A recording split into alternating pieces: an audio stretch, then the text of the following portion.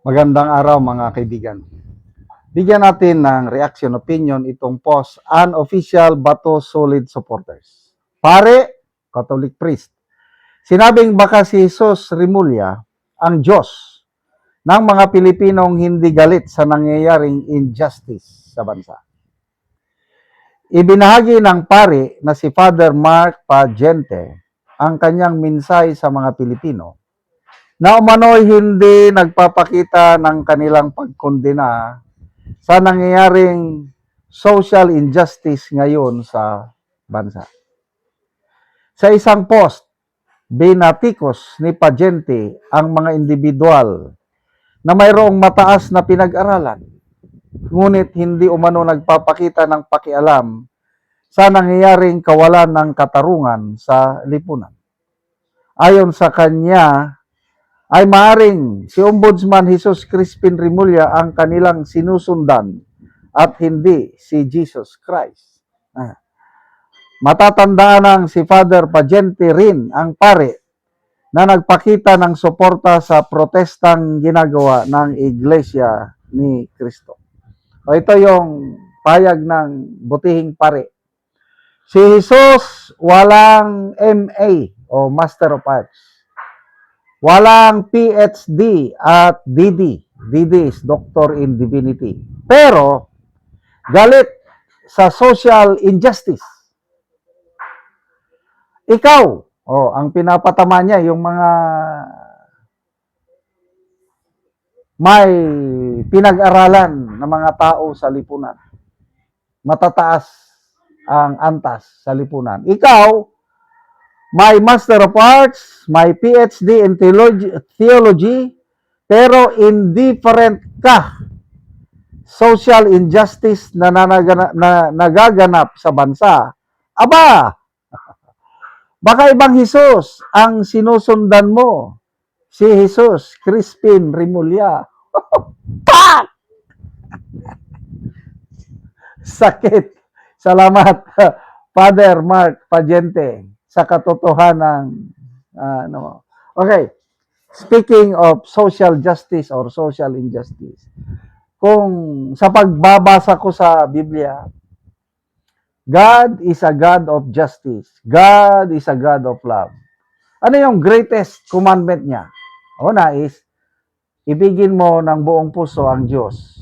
Tapos, ibigin mo rin yung kapwa-tao mo kagaya ng pagmamahal mo sa sarili mo. So, yung utos ng Diyos, it can be summarized into love. Kaya nga yung John 3:16 for God so loved the world that He gave His only begotten Son, that whosoever believes in Him shall not perish but have everlasting life. Ginawa ng Diyos ang tao according to His image for close relationship, everlasting relationship sana ang tao at Diyos. Kaya lang, ang tao, he disobeyed the word of God. Naging rebellious ang tao. Kaya nawala ang tao sa presensya ng Diyos. Kaya dahil mahal ng Diyos ang tao, tayo, pinadala niya si Jesus Christ, namatay on the cross, but rose again on the third day, para mapatawad ang ating kasalanan. Kung tayong mga taong makasalanan is ABC, A, accept. Tanggapin lang na makasalanan ka, makasalanan ako. Mag-repent sa ating mga kasalanan. Then B, believe. Maniwala na namatay at nabuhay muli ang Panginoong Hesus para sa kapatawaran ng lahat ng ating kasalanan. And C is commit o surrender your life. I have already surrendered my life to the Lordship of Jesus Christ. Iyon na.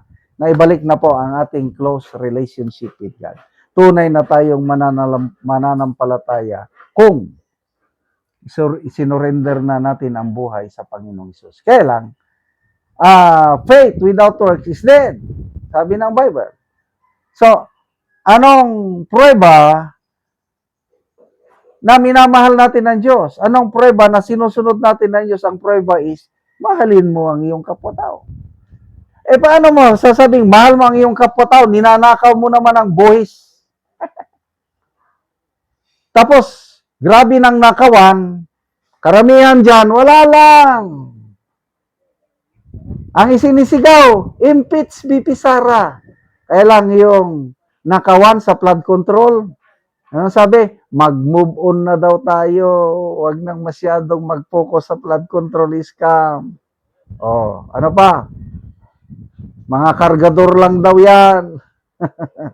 Mga maleta boys. Yung flood control scam is form of social injustice. Kasi, imbes na pundo, gamitin ng ano para hindi mabaha ang mga komunidad, nababaha sila. Kahapon, may napanood akong Facebook reel sa isang lugar, somewhere ata, Bulacan. Grabing baha sa kalsada. O ano, sabi niya, mga senador dyan na nagsasabing magbubon tayo. Okay lang ba sa inyo? Ito, binabaha ang aming lugar. That's social injustice. God hates injustice. Kaya kung hindi ka nagsasalita, tahimik ka sa corruption sa bansa, walang transparency, accountability, tingnan mo, sino yung Diyos mo?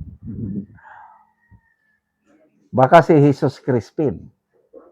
Again, maalala ko si Attorney Edward Chico, sabi niya, kung tinanggap mo si Jesus Crispin na yung tagapagligtas, bago ka nang nilalang, mawawala na ang iyong mga kaso. Ayun, dalawang senador. Biglang tumahimik ang mga kaso. Wala na. Si Senator Marcoleta, na wala lang ginawa kundi mag-ingay, magpursigi para maimbestigahan ang nakawan. Sinusunod niya ang utos ng Panginoon na love your fellow man as you love yourself.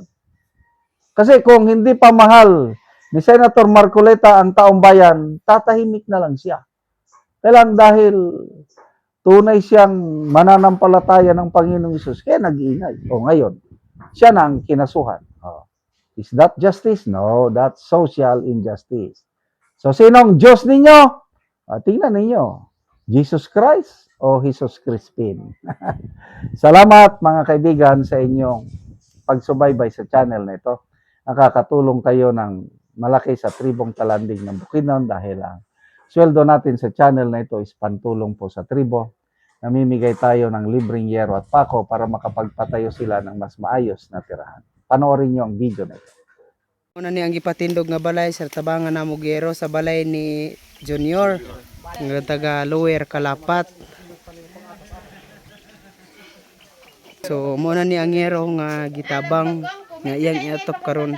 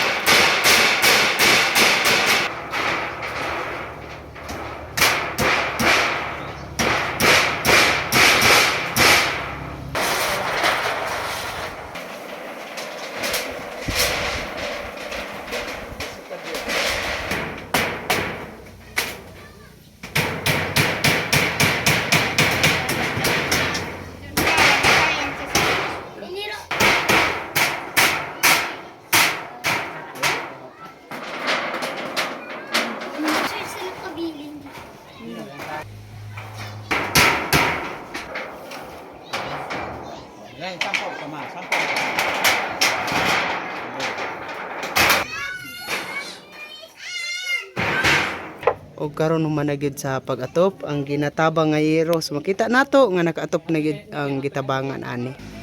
Salamat sa Ginoo nga nakapatukod nako aning akong balay ug salamat pod sa nagtabang aning sin hinaot nga magpadayon ni kay daghang pang nanginahanglan nga sama nako nga magbalay unta pero wala sila ikapalit og sin kay tungod kutobra sa ilang pagpaningkamot, kutobra sa pagkaon. So unta magpadayon mo sa pagtabang ug paghatag sa sin. Dagan salamat. So karon nakaatop na gid ka sa imong gipatindog nga balay. So tungod sa tabang. Kung wala pa ang tabang, dili pa gid ka kaatop. Oh, so salamat kaayo.